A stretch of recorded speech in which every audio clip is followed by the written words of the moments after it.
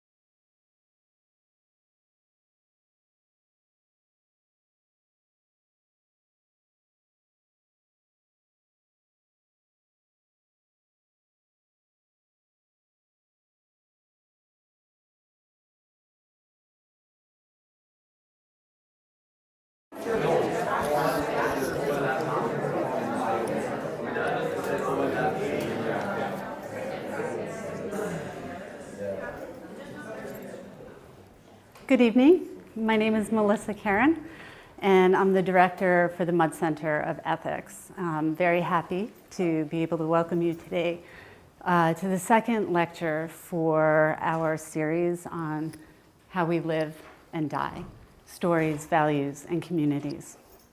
Some of you may be curious about this connection with stories that we're pulling through throughout the year, this theme that we're pulling through. I'll quickly offer that over the last decade, the fields of medical ethics and medical humanities have demonstrated that stories and story sharing are generative and relational and even reparative practices that may serve as sources of resilience and well-being for patients, caregivers, and the immediate surrounding community. Moreover, in this year's program, we link narrative and stories to the ethical premise of testimonial justice. This idea is indebted to philosopher Miranda Fricker and her work on testimonial injustice, which is related to her larger thesis on epistemic injustice. Fricker was a Mudd lecturer here actually in 2018.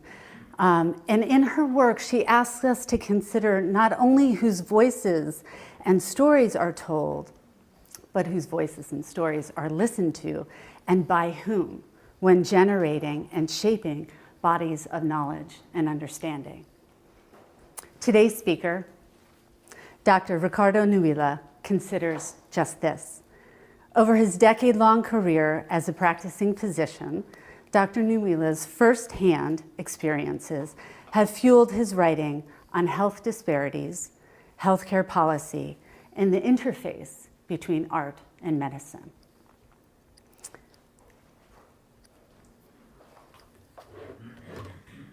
There we go. His stunning 2023 debut, The People's Hospital, Hope and Peril in American Medicine, details the stories of five individuals unable to receive health care from his hometown in Houston, Texas. Today, his talk will draw from those stories to delve into the ethics, but also the economics of healthcare in the American medical system. As Dr. Nuila addresses the complex business of hospitals and the messy world of health insurance, he also highlights the power of storytelling and of sharing and listening to stories. He brings attention to voices at the margins, and in so doing, deepens our understanding of medical ethics, but also provides a counter to epistemic injustice. Dr. Nuila is a physician at the largest safety net hospital in Houston, Texas, and the name of it is Ben Taub. He is also an associate professor of medicine, medical ethics, and health policy at Baylor College of Medicine, where he directs the Humanities Expression and Arts Lab. The acronym is HEAL. His work and research on the use of arts and humanities in medical practice have been supported by the Association of American Medical Colleges, and he has received fellowships from his writing from McDowell, Yaddo, and the Logan Nonfiction Program, and the Texas Institute of Letters. Indeed, Dr. Nuila's widely recognized work as physician, as storyteller, as listener, embodies many aspects of this year's Mudd Center's theme, and we are very fortunate to have him. So will you help me welcome Dr. Nuila? Thank you so much. Thank you all so much for this invitation, especially in October here. This is beautiful out here, the weather and the leaves. I was just saying that in Houston it's 95 degrees, so this is really very welcome. And I really love to talk about this topic. So this is wonderful what's happening here at the Mudd Center, and I just feel very fortunate to be with you all today. Let's see. Yeah.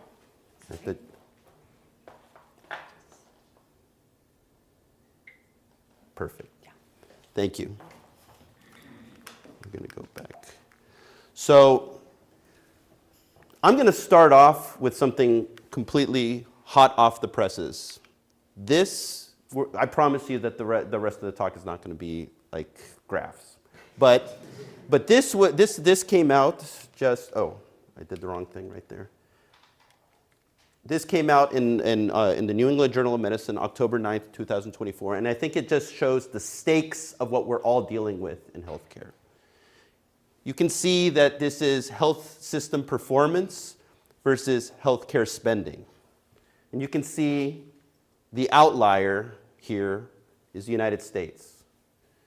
High spending, low performance, okay? Now, I would imagine that every person in this room has had some level of experience that details a bit of this.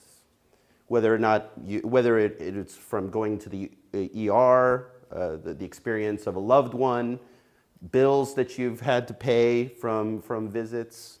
But the gist of this is that this is from a study performed by the Commonwealth Fund that graded different healthcare systems around the world according to access to care process, administrative efficiency, equity of care, and population health outcomes. And we did very low in terms of quality, but we're paying extremely high prices for that, much more than other countries. I just want to introduce you to why that might happen today in this hour, and to think about how we might do better. Now, it took me a long time to realize this, but where I work, the public hospital in Houston, Texas, might actually be the key to putting us a little bit more toward the other health systems. And so I just want to start by introducing you to the hospital by reading portions of the book. You're going to see works of art that are accompanying each of the readings that I have. Those were done by an artist named Danica Novgorodov. In fact, the way I got in contact with her was because I had originally written a piece for Virginia Quarterly Review that was right down the road at UVA. And so that's how we've been together, and she was able to do the works for the pieces that I'm going to read. So I'll just start by introducing you a bit to the hospital where I work.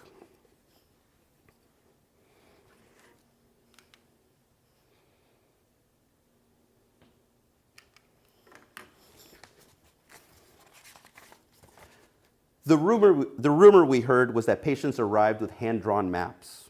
Our hospital marked like treasure. The stately Nigerian lady who responded, "Yes, doctor," to everything. Metastatic breast cancer. The boy with the black curly hair wearing red Converse All-Stars and a Judas Priest t-shirt that screamed Mexico City. Acute lymphocytic leukemia. The grandmother with the sari snagged in the guardrails. Chest pain, real chest pain. Might need bypass. We stood at these patients' bedsides. We wrote down their histories. We said we were sorry for examining them with cold hands. We ordered blood tests, interpreted EKGs, scrolled through their CAT scans. We input diagnoses. We weren't just doctors. Among us were nurses, social workers, x-ray techs, the people who rode up and down the hallways in the middle of the night, waxing the floors. Some of us wore white coats with frayed sleeves and busted pockets. Others, tight-fitting scrubs embroidered with our names. In our bad moments, we became tribal. We weren't we. We were ortho, medicine, plastics, the 4A nurses. We only covered the unit. More often, though, the needs of our patients were so damn immediate, we found a way to work as one. We ran blood transfusions, heparin drips, a morphine pump when Norco didn't touch the pain. When COVID came, we gave oxygen together, one of us twisting the knob on the valve while the other inserted those tiny prongs in the flared nostrils. We consulted one another when things looked dicey, surgery if we found boils, ID for antibiotics. And if anything looked remotely like a seizure, a twitch, a rolling of the eyes, we paged neurology overhead. If transportation was swamped, we wheeled them ourselves to MRI, to special procedures, to the cath lab, even the ICU. How downtrodden we looked when we did this, like beaten dogs. We figured out ways to make things work. Not enough money for your meds? We Googled the $4 list at Walmart. Muscles too weak? We dug up a refurbished walker from the basement. Dying and homeless and alone? We called in a favor from the hospice that used to be a Tudor-style home. And when our work was done, once we could envision someone not dying within 24 hours of our discharge order, once the first chemo had gone in, once we could be sure their chief complaint was addressed, the thoughts still lingered in our minds. What brought them here? What are their stories? Ben Taub Hospital, the largest safety net hospital in one of America's most diverse cities. We are Heathrow if we replace the Emirates and the Virgin Atlantic planes with Greyhound buses. There are no atriums with pianists here playing "Here Comes the Sun" to welcome you. No soothing sounds of running water from hidden speakers or gasp from an actual indoor waterfall. There is no Starbucks. Our cafeteria serves some form of barbecue most days for lunch and packaged salads topped with egg or chicken strips. That's unless you prefer the full menu McDonald's located inside the hospital that's open 23 hours a day. We do have a gift shop, though it looks more like a convenience store, heavily stocked with greeting cards. Not the pun-filled ones, rather the kind that get the point across. Condolences, available in Spanish too. If you type Ben Taub into Google Maps, you'll find it crammed between the Houston Zoo and the 30 other institutions that make up the Texas Medical Center, the largest concentration of medical facilities in the world. Some of the field's most important innovations took place in this medical metropolis. The first successful bypass, the first artificial heart transplant, the first beatless artificial heart. Imagine that. No lub-dub, just a constant whirring. The first silicone breast implant, one of the first civilian helicopter ambulances, the Bubble Boy. All here. Not that the patients at Ben Taub know this. Some may have heard that MD Anderson is rated top in the country in cancer care, or that at Houston Methodist you might find yourself fortunate enough to have a robot operate on your prostate. The TV ads air in Spanish too. It's possible that at night our patients look out their windows and behold the sparkle of so many new glass buildings, some of them named after billionaire sheiks who sell the oil that becomes their gas. More likely, they're looking out in the direction of the zoo toward the parking garage and bus stop, wondering how they'll get home. So I was raised in Houston, Texas, and ever since I was young, the words Ben Taub Hospital I didn't know what that meant. The only thing that I knew is that on the radio, when we'd go to school, when my dad would drive me to school, we might hear it on the news. You know, car crash or, you know, victims on the scene, the victims taken to Ben Taub Hospital. What I didn't know at that time is that it was a public hospital, public healthcare system that has clinics, specialty clinics, and it was funded by property taxes. What I also didn't know is that I thought that at that time when I was listening, when I heard Ben Taub, it was for other people. But my experiences over the last 15 years working at the hospital, and even before learning in the hospital, have shown me that all of us Americans are on different layers of ice when it comes to our health care.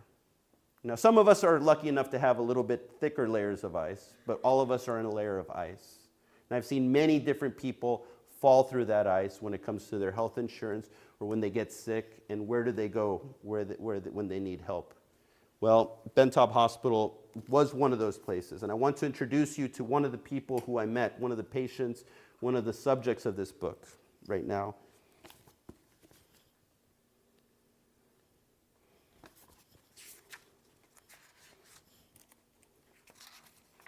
If Stephen Hart was good at one thing, it was managing restaurants. For 12 years, he'd resurrected different branches of a burger chain in Houston and made them profitable. Stephen didn't have an MBA or any kind of special training. He had people skills, which, after some twists and turns in life, had bloomed for him in the service industry.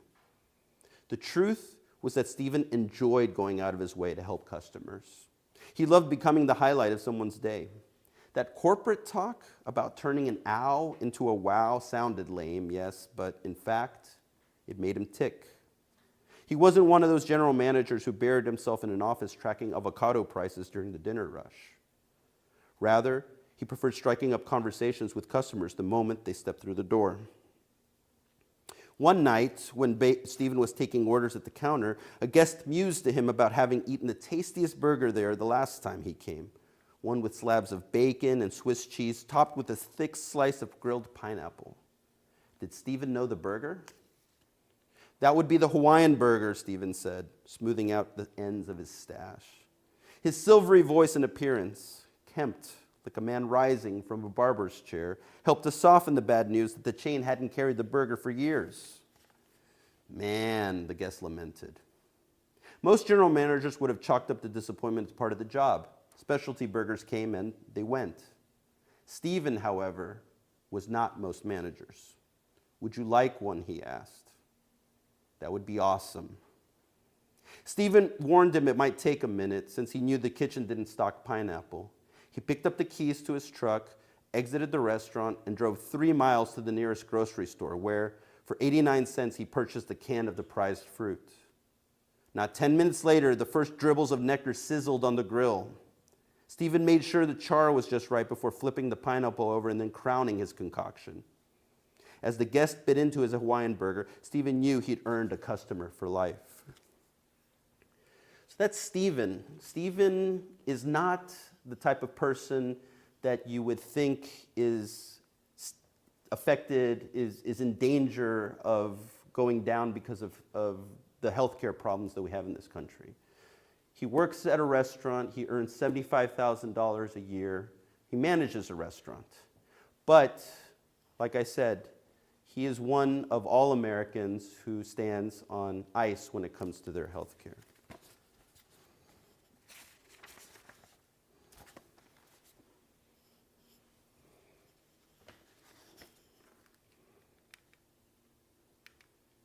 The burger chain offered different grades of health insurance, from Cadillac plans to the bare bones. Ever a bargain hunter, Stephen opted for the cheapest health insurance available, which deducted only $88 from his check every other week. Like buying cheese at the right price point, this was a value-based decision. In his 55 years of living on God's green earth, he had never needed to see a doctor. Why waste the money? Then in late March 2020, as the world awakened to the fact that a pandemic was spreading to all its far corners, Stephen phoned corporate with some bad news. After shaking all night with chills, he checked his temperature. Stephen was running a fever. As the only one with keys to a restaurant trying to make do during a COVID lockdown, Stephen knew this presented a problem. He agreed to open the restaurant and return home immediately for a 2-week quarantine. This would be the last time he set foot in the restaurant as its general manager. His insurance plan only provided coverage for a teledoc visit. Via his webcam, Stephen tried to show this new doctor a lymph node below his left jaw, one that had grown in size over the past year. But Zoom made it hard. The doctor prescribed him an antibiotic, and within a couple of days, what had felt like a pea beneath his skin now felt like a baseball. Stephen was sure he didn't have COVID, and he began to worry the mask was causing the fever. Where it would cost him, Stephen decided to bite the bullet and visit the emergency room of a reputable nearby hospital. Before even sitting down in the waiting area, he paid the $639 requested, insisted upon by the hospital's clerk. This got him in the door. Next, a doctor examined him, ordered a CAT scan of his neck, and, not long afterward, relayed the results. First, that Stephen had cancer in his tonsils, and second, that an ear, nose, throat doctor, or ENT, awaited him at a different branch across town. Stephen feared what the ambulance ride might cost. I feel okay, he said. I can walk. Can't I just drive myself or go tomorrow? The hospital followed a specific protocol in these situations, the ER doctor explained. Stephen walked into the ambulance and sat quietly the entire ride to the branch. Once they arrived, nobody there seemed to know anything about his situation. So Stephen waited patiently for the ENT, who was supposedly there waiting for him. Finally, after many hours, the doctor saw him. He'd seen the scans and, yes, there appeared to be cancer in his tonsils. Stephen expected more after this, for the ENT to say, and so, or based on this, or to dive into some plan of action. This was cancer after all. But the operative word was, however. However, you don't have insurance, he said. He meant sufficient insurance. It is a fiction in America that the thin plastic card bearing our name and plan is our panacea. Politicians and journals pretend it's a tidy little equation. If you're insured, you're okay. The truth is much more complicated. Even though Stephen had insurance, it covered so little that he had to prepay the ER for a cancer diagnosis. He could live with being on the wrong end of a bad deal, for now anyway. What he couldn't quite digest was how the people in the ER had treated him. He felt shitty. It seemed wrong that they'd sent him here and there and then kicked him to the curb. He could understand that nothing would take away the cancer today and that his life wasn't immediately in danger. But how could anyone be so callous? Who says, however, in a situation like this? After the ENT departed, a social worker entered his ER room and gave Stephen some quick and simple advice. Go to the public hospital, she said. Go to Ben Taub. Stephen patted the tiny handlebar ends of his mustache. His fingers drifted to the left side of his neck, which felt hard and unshaven. In his mind, these two words, public and hospital, never belonged together. Wasn't this America? He'd never spent a night in a hospital, and now he would have to step foot in a place he recognized from the 10 o'clock news, where gunshot victims recuperated and Houston's homeless took shelter. He imagined drug addicts lining the halls, the dregs of society. This is going to be hell, he thought. I've hit bottom. So that's Stephen's introduction to how we organize healthcare in this country, which, like I showed at the beginning, is one where the effect of it is that we pay so much and we receive not that high level of quality.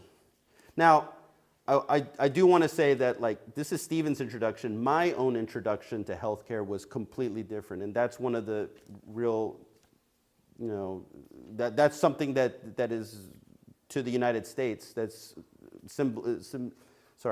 emblematic of the United States, that some people have good experiences with healthcare and many people don't. But I want to give you a little bit of the introduction to healthcare that I had.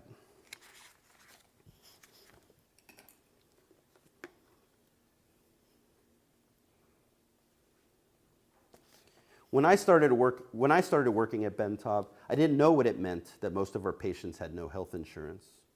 Growing up, I experienced healthcare the way most people in this country do, which is through private insurance.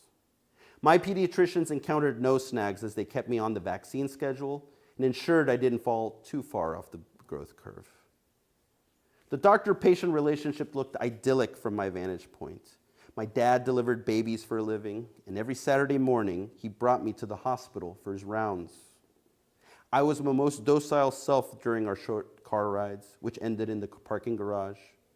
From there, it was a couple of quick turns into back entrances and service elevators before we were on the labor and delivery floor. This is my son, he'd tell the L&D nurses. Yes, we've met, they would respond graciously. After the intros, my dad would punch a couple of numbers into an electronic keypad to open a door down the hall, and for the rest of the morning, I parked myself in front of the television in the doctor's lounge, where I watched TV while he visited his patients inside the hospital. It was glorious. Being at the hospital made me feel fortunate, like my dad's assistant. Aesthetically, the lounge could have used a little love. Every table or countertop had granules of sugar speckled over it, and, of course, the heavy aroma of burned coffee hung in the air. I spent hours in there. Sometimes his doctor friends would come in, sit down, and make me chat to them about my family and school. Other times they'd see me presiding over the TV and leave as quickly as they came in. These Saturdays with my father started in America's heartland, Wichita, Kansas, where my dad worked for a private clinic owned by a group of doctors. The clinic used the hospital he visited for all its deliveries, which is how my dad had his special standing. Having joined the group fresh out of his residency and less than 5 years after immigrating from El Salvador, He worked overtime, the way a young lawyer working their way up in a firm might. The established partners gave him a base salary plus incentives for productivity. His schedule included plenty of overnight calls and undesirable shifts, though my dad never complained much. It must have helped that he was young, but my dad also saw his work as a doctor as more than just a job. Medicine was his calling. Those scrubs in the OR and that suit in his clinic were his identity. To my dad, the privilege of talking with people about their problems and thinking about and sometimes operating on them was priceless. The partners set all the rules for the patients he saw and the payments he received. My dad didn't have to do anything but work. Estoy de turno, I'm on call, became a common refrain around the house. So I grew up with that idyllic vision of medicine from my dad, going to the hospital. And something changed, though, by the time I was getting to applying to get into medical school. My dad started his practice in 1986 in Houston, and he started with 2 employees along with him. One was a nurse and one was a receptionist. Now, by the time that I was applying for medical school in the late 1990s, he had multiple employees. His practice had grown, but he had 3 employees dedicated full-time to insurance claims. Now, one of them was his mother, my grandmother, who's a Chicago-born, Depression-era raised, kind of the best person to sick on insurance companies, honestly. Like, she's like, you know, she would never relent, you know. But, you know, I started to see changes in my father. I started to see changes in his practice of medicine. It affected me. It affected how I saw medicine. He had this custom when patients, new patients came to his office, where he would take them to a room that had a desk, and they would sit across from one another and they would talk before having an exam. Well, by the time I was getting to apply to medical school, that desk was covered in manila folders, stacked all around. And so there was no place to have that conversation other than at the exam table. So that disillusioned me about medicine. And in fact, I got to the point where I decided I did not want to go into medicine. I decided that I was also studying English, and I was studying literature, and I decided I wanted to be a writer instead. Now, there was a lot of twists and turns in life, but I ended up going into medical school with the idea that I wanted to write stories. But I did not believe that you could actually practice the type of medicine that my dad had practiced like when he started his clinic. I did not believe that that was possible in the United States because it had gotten so transactional. Though that's the depth of the experiences that I felt from my dad. But what I realized, one of the things that I found is that at the hospital where I worked at, a public hospital in Houston, Bentab Hospital, there wasn't this same sense of motivation for profit. I saw a lot of people who loved medicine, and they weren't as worried about the insurance claims. In fact, there wasn't insurance claims because they had a public system, and their health care was paid for with that public system. Now, the statistics show that when you pay as a public system, paying per patient per year goes down by around half. That's what's happened that's the Houston experience. And I found that my interest in stories melded with like my interest in medicine over there. It was that I was not driven to see as many patients so quickly the way that my father felt driven to that, and I could sit and talk with patients and get their stories. And that's how I felt like that the ability to see the human person in front of me, like that had been cultivated by English and my study of humanities, was really, I was afforded that in the public hospital.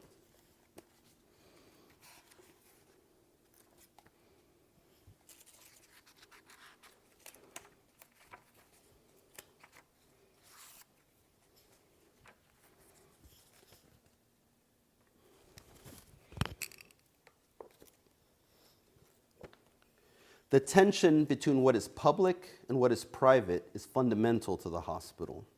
We arrive at our weakest and most vulnerable. We present ourselves before authority figures clad in scrubs and give our arm for a vital sign check, our tongue to see if we have a fever, our insurance card if we're lucky enough to have one.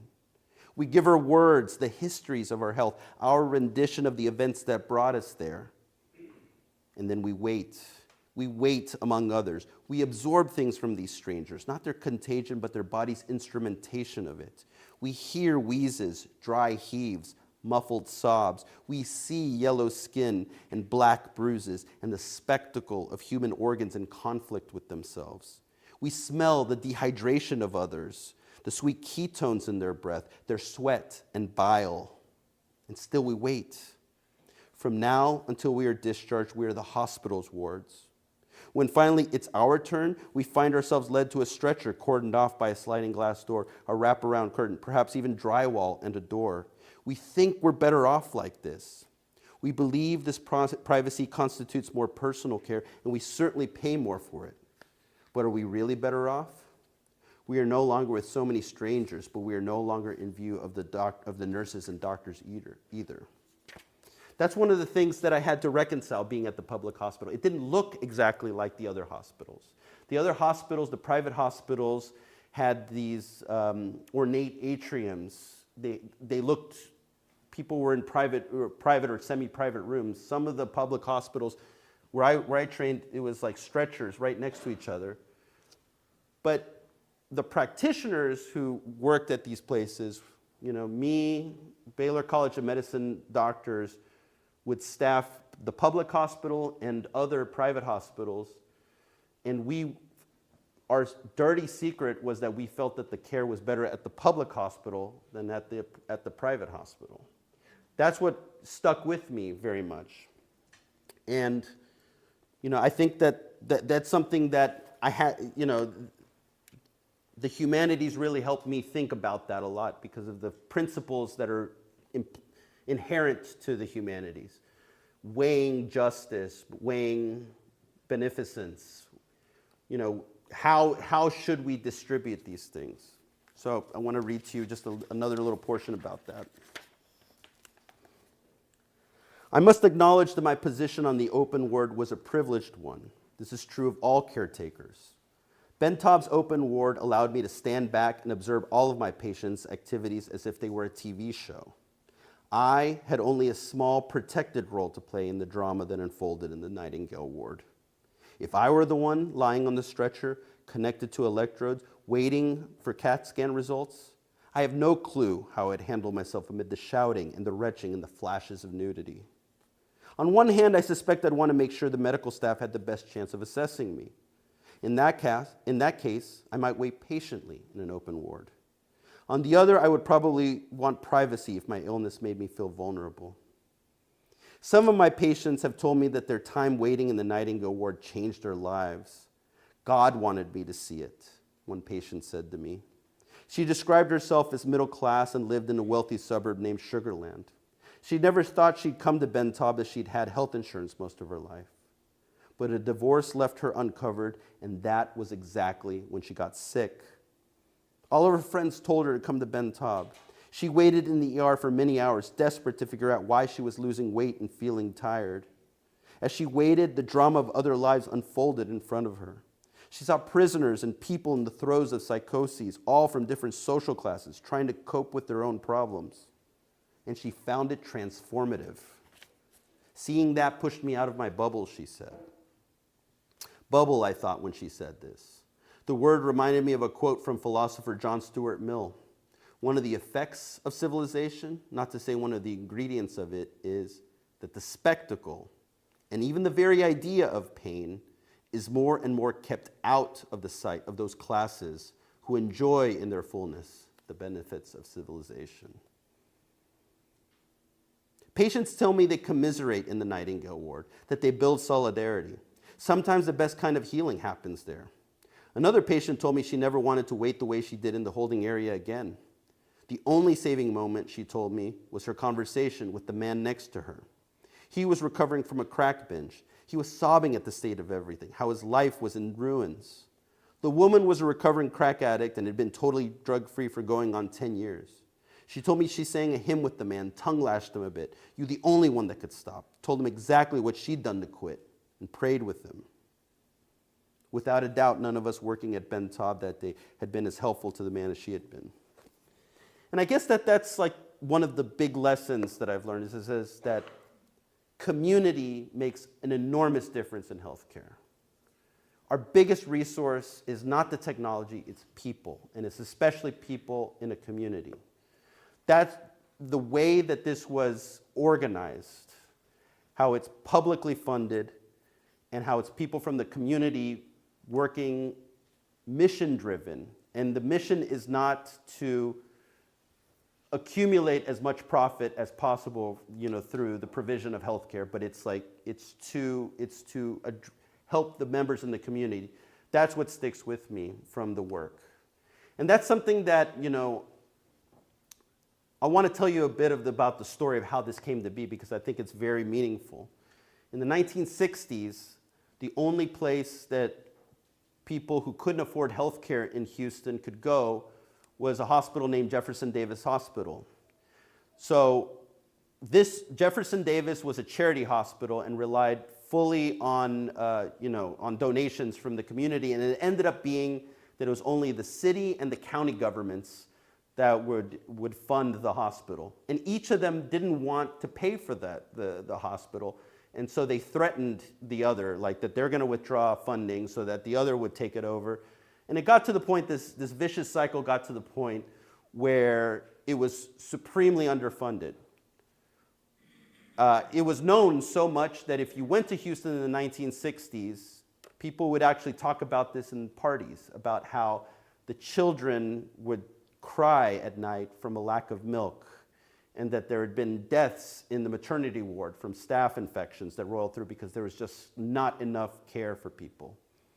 We know this because somebody did go to Houston in 1965, a man named Jean de Hartog. Now, de Hartog is one of the most fascinating people that I've ever come across. He was a Nazi resistance fighter, Dutch war hero, ship captain who commandeered ships to rescue people from floods. And he was also an author, novel writer, and playwright who took a job to teach creative writing in Houston. He was also a Quaker.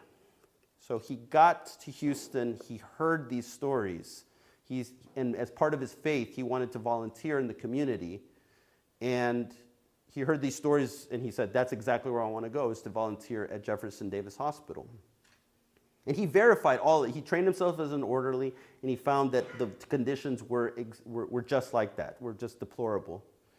So he decided to do something about it. And this is where I take a lot of stock in the humanities and how it can help give us hope forward in the way that healthcare, and also a lot of our societal problems can be fixed, can be helped. What he did is start to write op-eds about what he saw. He wrote opinion pieces in the Houston Chronicle, and what had been just rumors became a civic issue in the city. Now, we have to remember, Houston in the 1960s was there was a spotlight on it because it was the space race at that time, the Cold War, and Houston is home to NASA. And it was also building a state-of-the-art stadium, the first dome stadium. And so when he had written these really powerful, moving pieces about patients that he saw and how the stories of the people who were in this hospital, the press got a hold of it, and internationally people started talking about how Houston, can't take care of its poor, but it has air-conditioned stadiums for their teams. And he wrote a book that pieced together these opinion pieces, and ultimately it became something that Houstonians voted upon to give public funds to create a hospital district, like a school district, so that people would have a place to go that was not subject to bickering between different governments, that they always had a pot of money to help the healthcare system. And that's what the hospital became where I trained at, Ben Taub. That is the seed that he planted. I want to show you a little bit of like, where did I put it? Right here.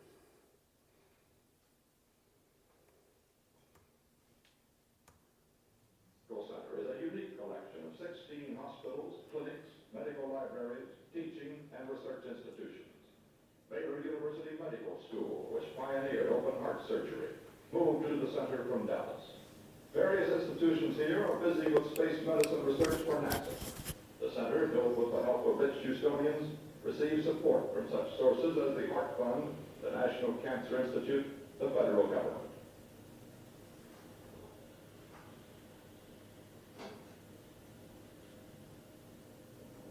The University of Houston has 17,000 students, has recently added space-oriented courses tailored to NASA needs. Today, young Texans are studying the composition of the moon and the planets. Peter Poore talks with Jan de Hartog. What do you like most about the city? One thing. I like about the city the creative excitement in the air. And I don't know how else to describe it. And it is wherever you go, wherever you look, it's there. It is a city of not only one feels unlimited possibilities, but it is also a city of unlimited opportunities. It's an immensely exciting town, and you feel that anything is possible. Anything in any sense. You can have the biggest theater, the biggest stadium, but you can also have the biggest and the best charity hospital in the world. You see that? It is not just the material possibilities, but also the civic and spiritual possibilities are unlimited. What do you most dislike about the town? What do you think is its worst feature? The climate. It's the climate of Calcutta. And the British embassy gives hardship money to its members. And I think they're right. It's a terrible climate. No. I needed to give that because it's true. Everything what he says is absolutely true.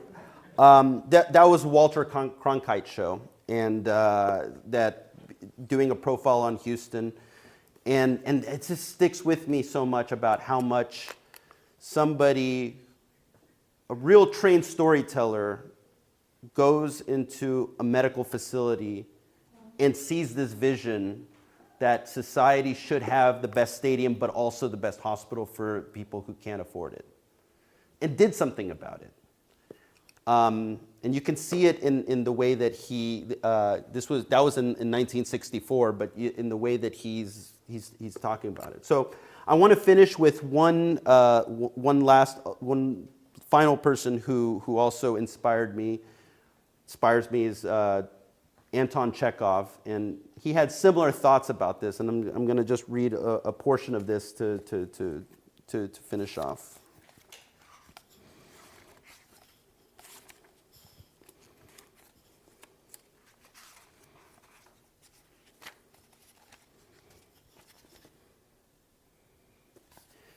There ought to be a man with a hammer behind the door of every happy man, Anton Chekhov wrote, to remind him by his constant knocks that there are unhappy people. Many people know Chekhov worked as a doctor, even as he wrote his short stories and plays in late 19th century Russia. But his devotion to the poor is not so well recognized. Chekhov traveled via horse-drawn carriage from Moscow, which sits on Israel's longitude, 3 months through the Russian tundra, nearly 4,000 miles, to Sakhalin Island, just north of Japan. He did this to write about the deplorable conditions of a penal colony on Sakhalin, as well as the public health failures. More than anything, however, Chekhov wrote about the people living in these desperate conditions. As famous as he was, Chekhov could have worked as a concierge doctor and catered to Moscow's elite. Instead, he wrote stories about the poor so that the fortunate might understand that their plight is everyone's responsibility. Apparently, a happy man only feels so because the unhappy bear their burden in silence, he wrote. Chekhov eventually died of tuberculosis, an illness he contracted from the patients he served. He had been born poor. His patients were poor. He had traveled to the poorest part of Russia. He saw in his practice how tuberculosis devastated his fellow Russians, with a mortality rate of 400 deaths per 100,000 people, 1.5 times that of COVID-19 in the United States more than a century later. Chekhov also recognized how little the government of his beloved Russia cared about tuberculosis and poverty. The authorities had enacted a campaign they called the Fight Against Tuberculosis, which consisted of nothing more than epidemiological surveys. For all its pomp, the program received no funding from the state. Rather, it relied on charity. This touched a nerve with Chekhov, and 3 months after returning from Sakhalin, he wrote a letter to the vice director of the Ministry of Justice, a man who taught law, served as a judge, and, it so happened, had a soft spot for writers. I believe it is very harmful to have to depend mainly on charity, he wrote. I think it would be far better if this problem were to be addressed by funding from the state. Chekhov explained that the problems in Sakhalin went deeper than whatever numbers might appear on a survey. I encountered no infectious diseases on Sakhalin and found very little congenital syphilis. But I did see children who were blind, dirty, and covered in sores, all diseases that bear witness to neglect. Years later, at the height of his popularity, Chekhov sat down in the dining room of the Hermitage restaurant, one of the most exclusive locations in all of Russia. As the meal began, blood began to stream from his mouth. The tuberculosis, which up to that point had for him been more of an annoyance than a debilitating illness, had caused his lungs to hemorrhage. He lay in bed for days recovering, first at a clinic and then at a hotel. The clinician and master of the written word received what treatments were available, including ventilated air spiked with turpentine and eucalyptus, wine from Hungary, a cognac after dinner. He wrote more letters in his convalescence, including to young authors, giving them advice. Your task is to be a sincere artist, writing only about what exists or what you think ought to exist, he wrote, painting pictures of life as it is. And I can't help to think that that's what we should be working toward. We should be working toward what we think ought to exist. What ought to exist is that we should have a standard for people who are in need of health care. We should have a way to make it so that it's not so costly, so that the quality, so that we can be one of those countries more like the others that have a better quality and are not paying for it more. And there's ways to do that through community. There's ways to do it as the Hartog has shown us through community. I think it really involves each of us looking, seeing how we can commit to it, but also working within the community and recognizing what the public good is and contributing to that public good. And in this case of healthcare, I believe that the experience that I've had in Houston is that the public, that a public system where you pay into a public system is beneficial and helps us in that regard. So I'm going to end there. And I appreciate all your time, and thank you again for inviting me, especially to get out of the bad weather in Houston right now. So, thank you.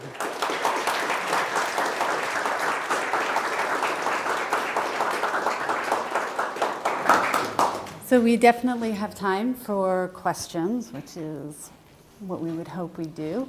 I don't know if we're meant to use microphones or if you have questions, maybe you could just speak up loudly if you do. Yes. So you were talking about, I guess, when you were describing the stories about how sometimes the perception of healthcare in public hospitals is so different from private healthcare. And so I guess, in the rise of rising healthcare costs, for me in Central Texas, I've seen news about a lot of public hospitals closing because they simply can't afford to stay open. So how do we, seeing us, I guess, as the next generation, how do you believe we should take steps to ensure that these type of public hospitals remain open and are able to serve people? Great question. So the question is about how can the younger generation ensure that public hospitals can remain open, serving, because many are closing. And I think that one of the lessons that the Hartog showed us is that it has to be done democratically, And so raising awareness, being aware of what's happening. Some of the reasons why some of those places are closing is because the hospitals are being sold to companies, basically. Corporations, private equity is taking over some of those hospitals. And when it fails, there's just no other standard for people, you know? So definitely, I think that in Houston, this last November, since the time that the hospital district was formed, the public healthcare system was formed, that's the first time that we've had a bond referendum on the ballot in Houston.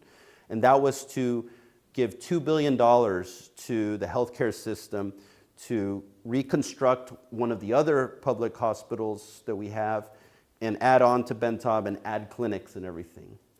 And there was a lot of controversy about it because people were thinking, well, it's such a divided time politically. But the measure passed beyond what you thought. It was overwhelmingly positive. It was like 73% of Houstonians voted for it, beyond what was thought was the discrepancy between, like, politically. Which means that some of these issues are really issues that we really agree on, actually. It's just that the politics and can drive us apart on all these. So I think some of it is also really nurturing those relationships with people who might be different politically to understand what are the basic sort of things that we agree on and how can we work toward those things. Definitely easier said than done in practice, but when you have some like examples like what the Hartog did, then you can see like that still is the way to go. Yes? I have a follow-up question to this, but did you say you did your residency at Bentob? Yes, yeah. The question is whether I did my residency at Bentob. I was totally inbred at that place, meaning I was like student, resident, and faculty right there. So when other residents thought that the public hospital system provided better care in some ways to patients, do you think that had anything to do with the fact that most of the non-emergent elective care wasn't behind an insurance barrier paywall? So none of the non-emergent Anything that you would be turned away for if you couldn't pay with insurance, right? Yeah. So the question is if some of the other residents also thought that like the care was better because of the ability to care for non-emergent patients at the public hospital versus the private hospitals. Did I get that? Was that the primary reason? It wasn't the primary reason, but it was one of the reasons. One of the reasons being like, so it is something that you, as a practitioner, have to deal with. You at the public hospital, at a safety net hospital, which is where people go when they can't get health care to other places, you hear their stories, which is that I went to this place, and you hear the practice. You hear, oh, I was told to leave at this time, and so you get used to that. And so certainly, like, there is a feeling of satisfaction being, well, we're just going to take care of this problem. There's a feeling of satisfaction.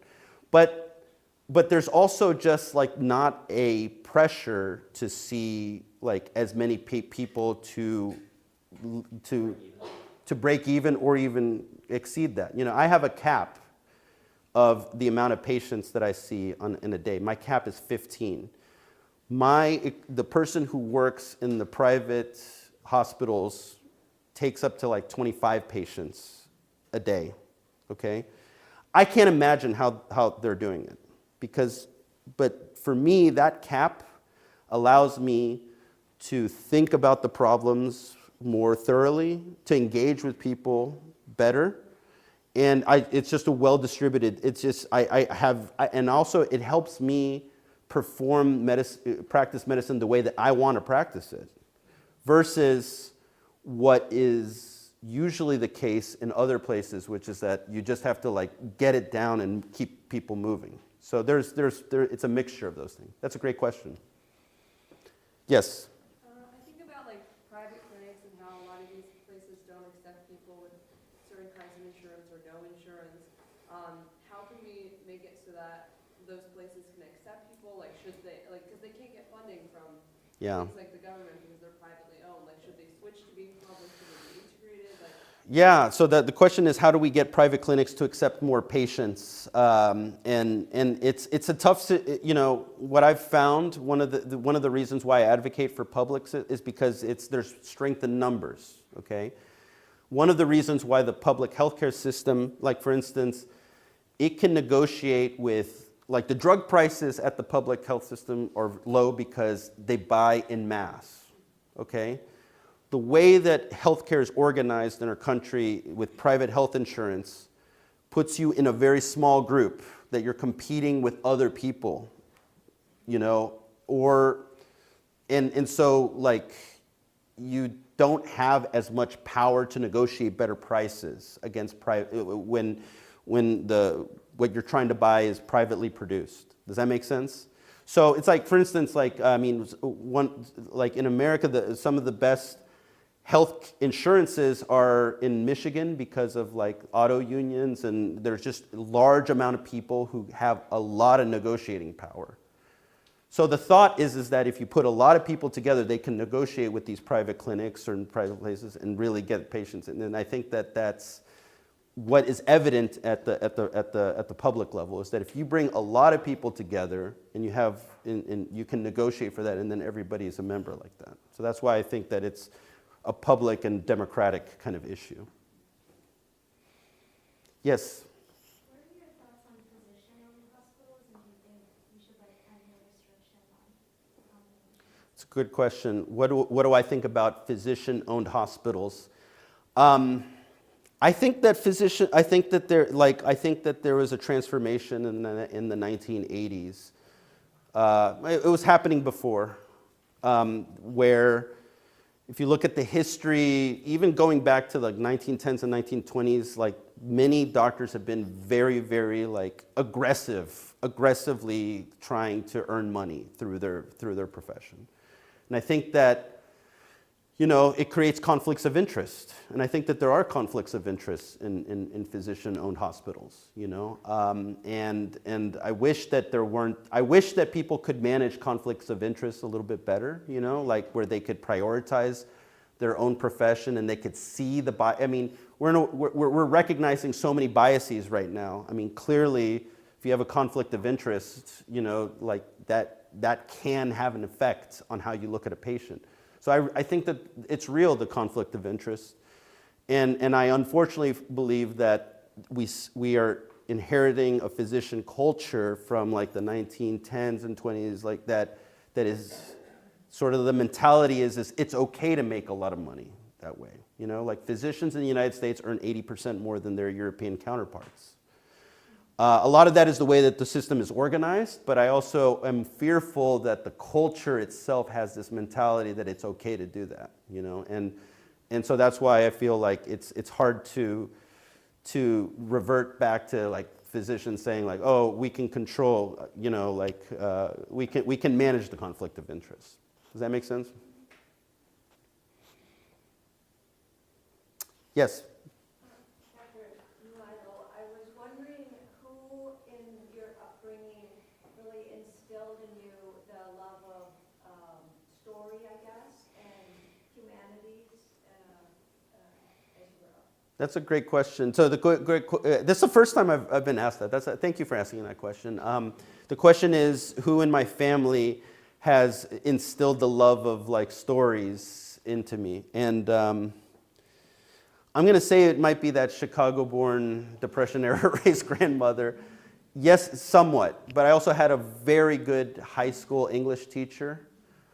And, with my grandmother, it used to be like she would just read and read and read. And so, I never felt the love that she had for literature. I felt it the way that she didn't talk about it as much, but she just read so much, and she would give me books like, oh, here's Agatha Christie, here, read all of these, when I was younger. So I think that really helped, because I don't come from a family, like my dad would not read very much, maybe the John Grisham novel here and there, my mom definitely not, but I was just lucky in the education, and I was lucky also in college to be around people who instilled that in me. Yes, sir. This is more of a comment than necessarily a question. I was a Cadillac insurance comes Cadillac expectations. Yes. Let's use the example of acute low back strain. Somebody with premium insurance comes in to see you and demands a CAT scan or MRI for their acute low back strain, and you feel pushed to a corner to do such, where there are ample studies that show it really doesn't change short-term Exactly. outcomes. So a lot of this is driven by the top end of the system, the medical care component, but a lot of it's also driven by consumer expectations. And to me, the only long-term solution is universal health insurance. Yeah, I agree. I like it's. Because many of these Western countries that have these better metrics have universal health insurance, Right. where you don't necessarily get gilded care from the very beginning. I think that's a great comment, and I agree. And I think that that's one of the values that I found working at an academic hospital that is linked, where the people around you are looking at those studies and saying, like, MRIs don't really help for lower back pain, and making it so that, well, I can't order it.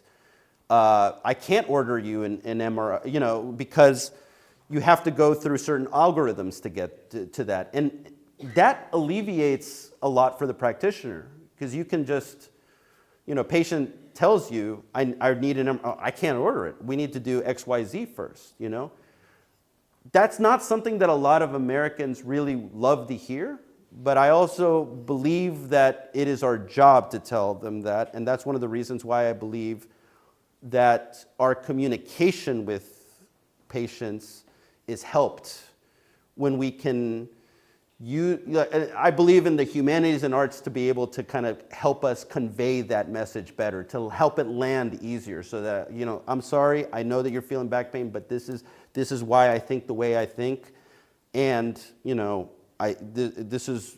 need to do it this way. I'm not trying to dismiss your pain, but I feel like this is the studies show this. So hopefully those two can come together, that the public dimension, but also the way that we communicate things. I think on that note, universal healthcare, communication, arts and sciences, yes, we come together, and thank you so much. This is fantastic. Thank you all.